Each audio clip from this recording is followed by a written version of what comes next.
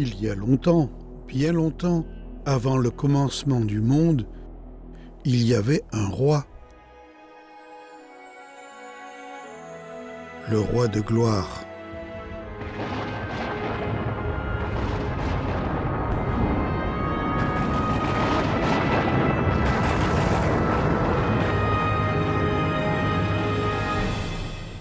Ce roi était largement, très largement au-dessus de quiconque ou de quoi que ce soit que toi et moi puissions imaginer.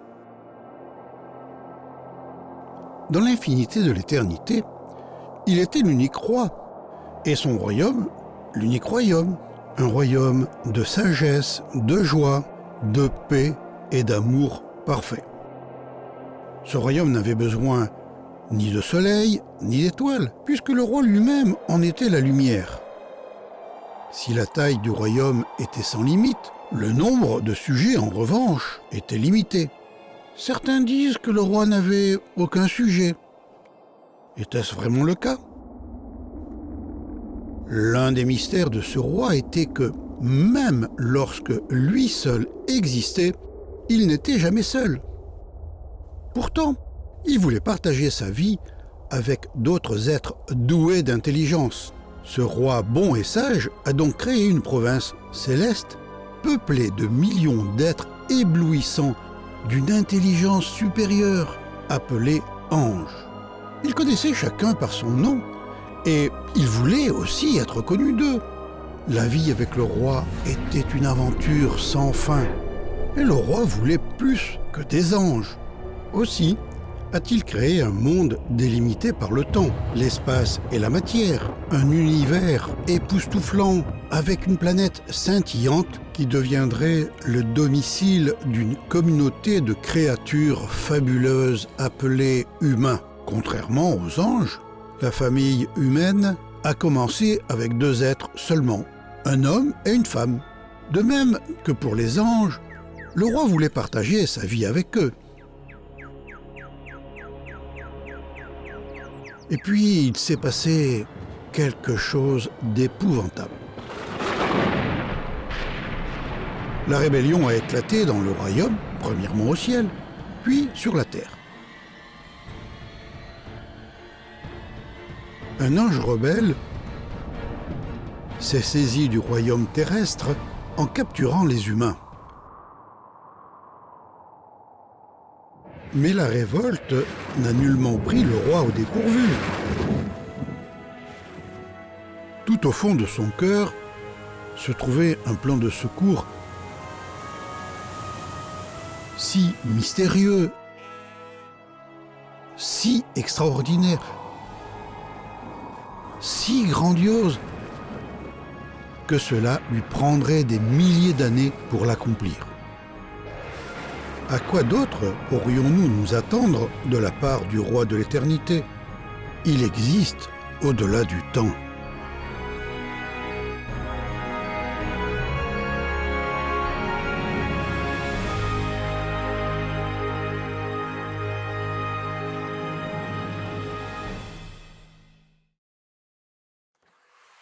Pour connaître le roi et son plan, il faut connaître son livre. Sur une durée de plus de 15 siècles, le roi a choisi quelques 40 personnes pour apporter son histoire et son message. On les appelle prophètes. Le roi leur a transmis ces paroles qu'ils ont écrites sur des parchemins pour qu'elles soient copiées, distribuées et conservées à l'usage des générations futures. Bien que la plupart des prophètes ne se connaissaient pas, leurs écrits forment une seule histoire et un même message. On appelle ces écrits les Saintes Écritures. Sans les Écritures, nous ne pourrions pas nous fier à nous-mêmes pour savoir d'où nous venons, pourquoi nous sommes ici et où nous allons.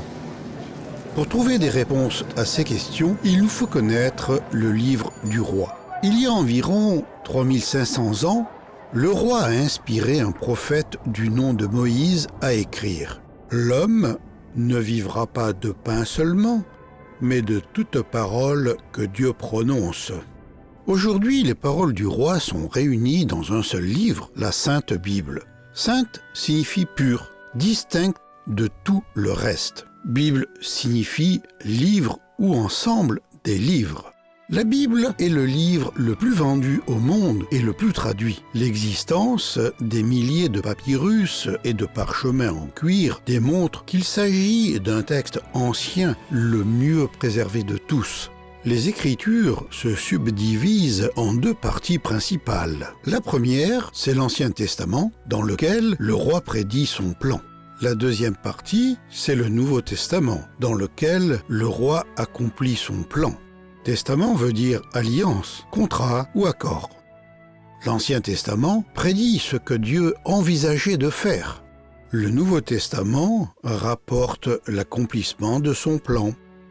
La différence entre l'Ancien Testament et le Nouveau est la différence entre recevoir des photos et des lettres d'un grand roi et recevoir en personne la visite de ce roi. Les Écritures sont d'abord apparues au Moyen-Orient, en Afrique, en Asie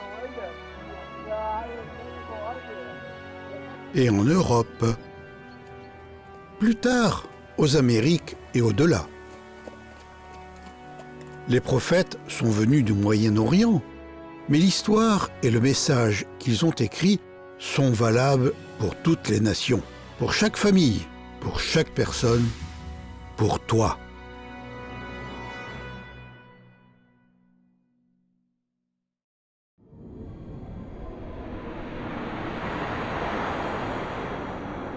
Si nous pouvions retourner dans le temps et revenir en arrière, plus loin, toujours plus loin, avant que les humains, les planètes ou même les étoiles n'existent, nous serions témoins de la puissance et de la gloire qui se cachent derrière les premières paroles de l'Écriture. Au commencement, Dieu créa le ciel et la terre. De nos jours, beaucoup de gens pensent que le monde et ses merveilles sont venus à l'existence indépendamment d'un créateur omniscient. Mais leur théorie n'explique pas adéquatement la complexité et l'ordre évident dans l'univers. Dans son livre, le roi affirme « Les cieux racontent la gloire de Dieu et l'étendue manifeste l'œuvre de ses mains. » En parlant des mains, regarde les tiennes. Fais remuer tes pouces. Essaie de te saisir d'un livre, d'un balai ou d'un marteau sans t'en servir. Observe les ongles, les jointures et la peau. Pense aux diverses choses importantes que tu fais avec tes mains. Qui d'autre qu'un maître artisan aurait pu concevoir de tels outils ? Quel genre de sagesse et de puissance faudrait-il pour rappeler à l'existence 1 milliard de galaxies ? Ou pour créer une cellule vivante avec ses millions d'éléments complexes ? Ou pour tisser les fils microscopiques enroulés qui contiennent les codes génétiques qui font de toi qui tu es ? Il y a quelques 3000 ans, un prophète et roi nommé David a écrit « C'est toi qui m'as tissé dans le ventre de ma mère. Seigneur, merci d'avoir fait de mon corps une aussi grande merveille. » Aimerais-tu rencontrer celui qui t'a créé ? Aimerais-tu vivre pour toujours avec le Créateur et Maître des galaxies ? Cela t'est possible. Il s'est révélé et il veut que tu le connaisses. Il veut que ta famille et ta communauté le connaissent aussi. Il t'invite à comprendre son plan, à connaître son amour, à contempler sa majesté, à te soumettre à son règne et à vivre pour sa gloire. Mais il ne te contraint pas à être son sujet. Après tout, il n'est pas simplement un roi. Il est le roi de gloire. Voici son histoire.